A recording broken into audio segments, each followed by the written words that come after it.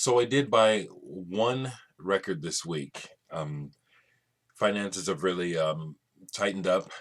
It's just life, you know. So I bought one record this week, and I'll show it, and that'll be my update for today. I bought the reissue of Throbbing Gristle's second annual report. A copy came into drastic plastic, and I haven't even taken the shrink wrap off. I never owned this particular one. I had almost all the other albums, so I never owned an original copy of this. And I checked their website, and Throbbing Gristle got back the rights to all their material. So all their albums have just come out in limited editions of 180-gram pressings, 2,000 each, no colored vinyl. Matter of fact, their website says specifically any colored vinyl, Throbbing Gristle or bootlegs. So I picked this up, and interesting contrast to, for me, the music I make personally and what I was making yesterday. I make all kinds of music, but the music I posted yesterday is pretty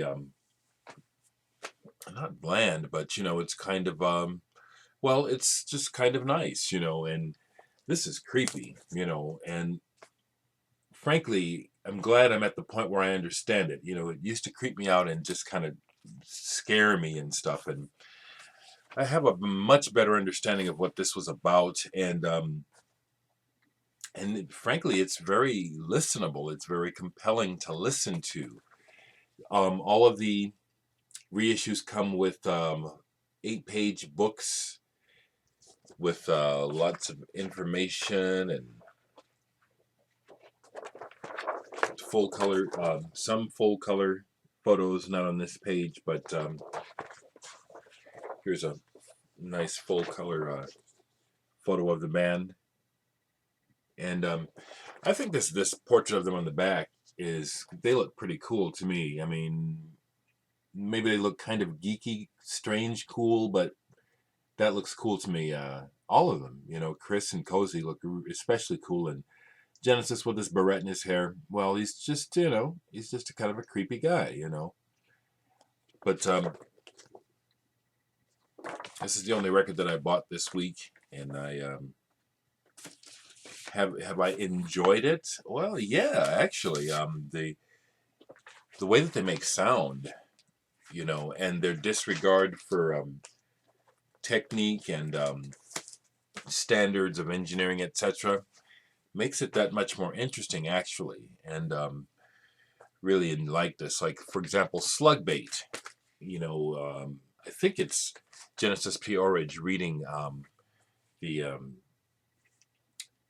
testimony of a serial killer or mass murderer or something, and it's interesting. Before I go, I'll just show you what I've been playing. Jeff Mills at First Sight. I think this is some kind of house techno. This is something that I was able to get pretty cheap. It's on the React label, which I always associate with house music.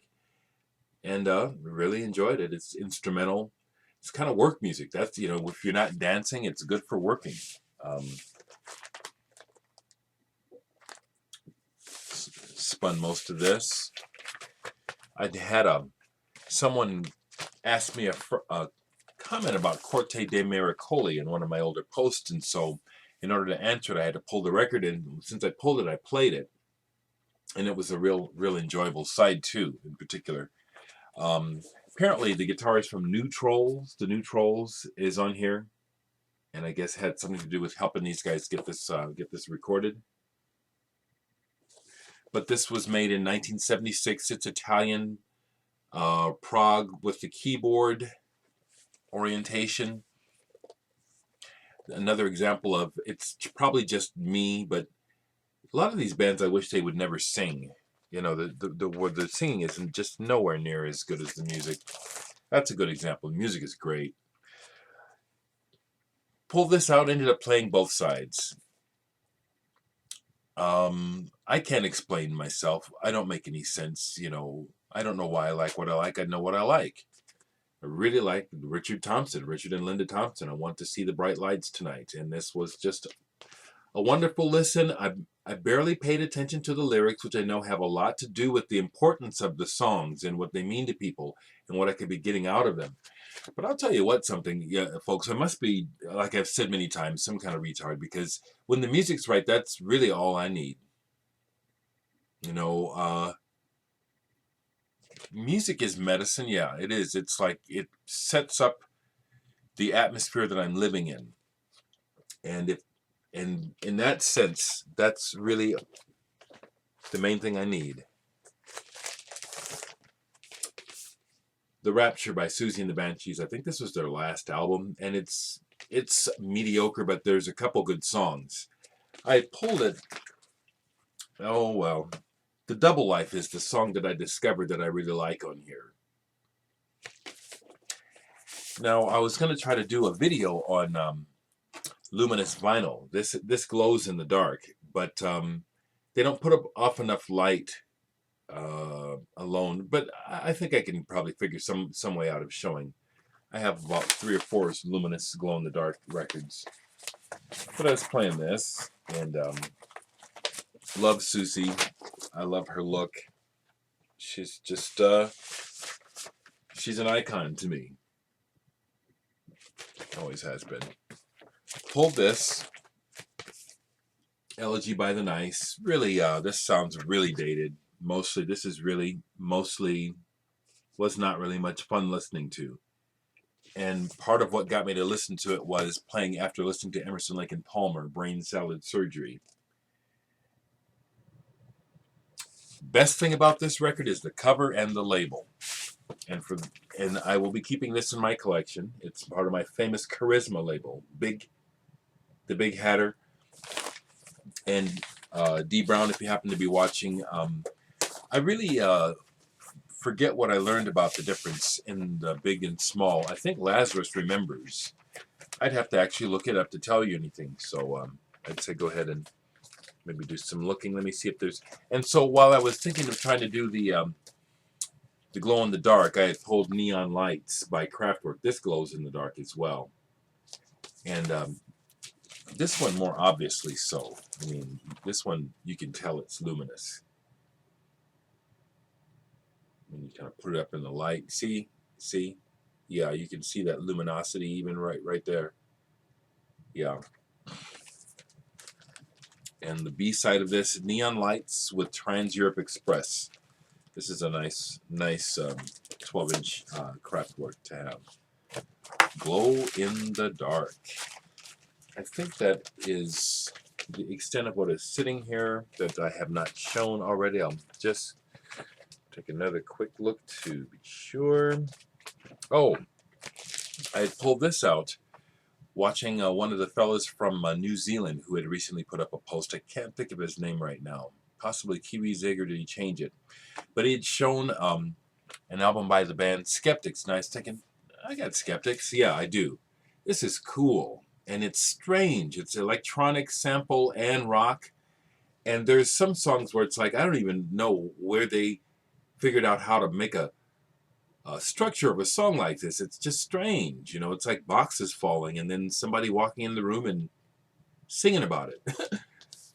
This is very, very cool. Skeptics. Apparently the lead singer died a long time ago of leukemia.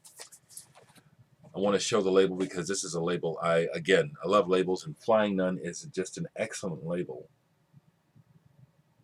I'll show that for a minute. Flying Nun. I don't always right away like what I hear on Flying Nun, but I always buy when I can afford it. When I see Flying Nun records, I buy them. I do. Now here's something that was in my for sale pile, and I pulled it back out thinking, I think this is probably something. And if someone knows who this is, because I think it's from Poland, and I don't know the net language, I'd love to hear from you. Manam, is that the name of the band? Oh, this is sort of a kind of a new wave post-punk sort of sound. And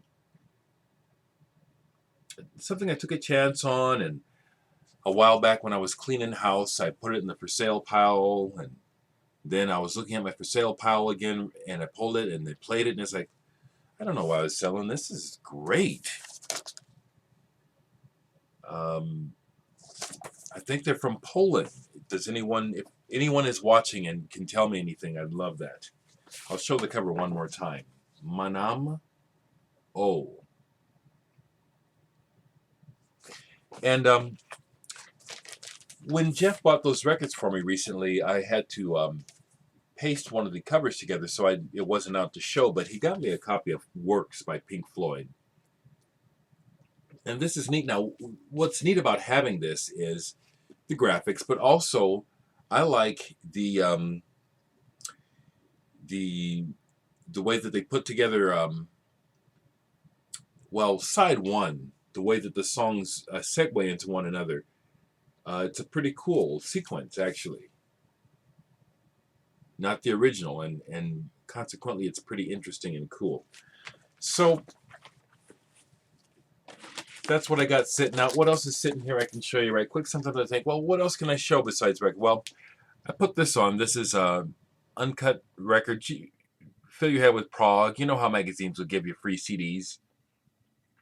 Well, this is one that was really good. This one has Van de Graaff Generator on it, Caravan, Steve Hillage, Wigwam. Is that White Noise? Yeah, White Noise. Body. Aphrodite's Child, and Tractor. So I had popped this on while I was just, surfing. So I played that. What else is sitting up here?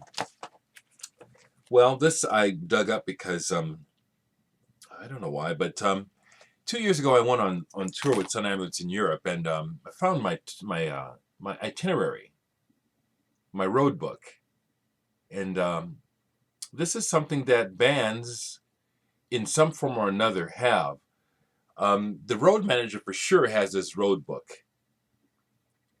I don't know how many bands give a road book to all the band members, but we got one because it gives you your itinerary in a day-to-day. It tells it's interesting, I think. Well, it is to me. It tells you your itinerary. So here we had Berlin. February 19, 2009, we played in Hamburg. It tells you the venue, tells you the capacity, who the promoter is, who are our contacts. It gives you your complete schedule of when do you load in. We played with Gemma Ray. Okay. Tells us how long we play. And then any special things about the town, which I like. We enjoyed that. It would give you little notes about the town, places to go, things to do if you have time. So I had found this and just had it sitting up here, so I'll show it. And one last thing before I go, another CD that I haven't played yet, but I'm going to play, is an old compilation, 10 artists who opened up new dimensions in music, pioneers of the new age. And this is on Columbia Records. It's a sampler, but what a sampler. Look at who is on here. It's got from the first Weather Report, Clockwork Orange, Jean-Pierre Rampal, Baden-Powell, Santana McLaughlin, Paul Winter, Dave Brubeck, Terry Riley, Shakti, and Paul Horn. Pretty diverse selection of music here. So I pulled that to put on. Hey folks, whatever you're doing, day, night, enjoy. Be well. And I'll take my glasses off because I'm funky looking either way. So be well. Love you all.